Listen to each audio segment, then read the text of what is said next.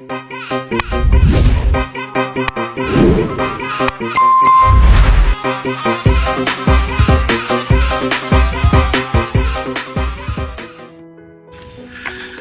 Everyone, स्वागत है एक और काव्य आराध्या व्लॉग में। और आज सोचा एक और बार आपसे मन की बात करते हैं। और आज का जो मैंने टॉपिक सोचा है वो ये है कि हमें हर कंडीशन के लिए, हर परिस्थिति के लिए तैयार रहना चाहिए।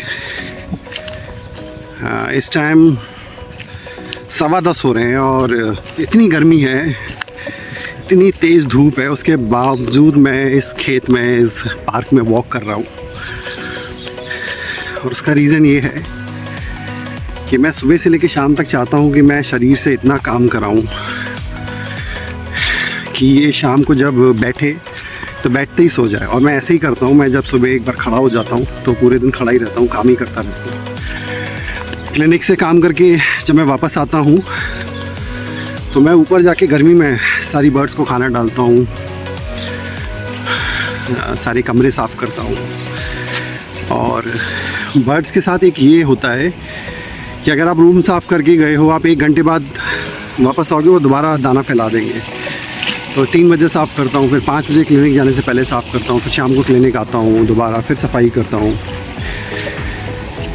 इवन मैं अपने क्लिनिक पे भी मैं ही झाड़ू पोछा करता हूँ अपने हाथ से। ये सब चीज़ें मैं इसलिए करता हूँ कि आज तो चलो मेरे पास पैसे हैं, मैंने लड़का रखा हुआ है, मैं एसी में सो लेता हूँ। पर कल का नहीं पता, हो सकता है कल ऐसी परिस्थितियाँ ना हो, कल शायद मैं कूलर भी मैनेज ना कर पाऊँ, पंखे में सोना पड़े। तो मैं हर उस चीज़ के लिए तैयार रखता हूँ खुद को कि कल को पता नहीं कैसा समय आए।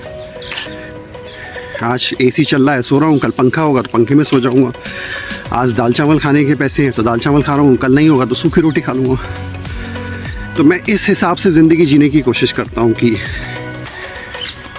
शरीर को कभी भी आराम की आदत नहीं देनी चाहिए। आराम करना एक बीमारी है और मैं आराम नहीं करता हूँ।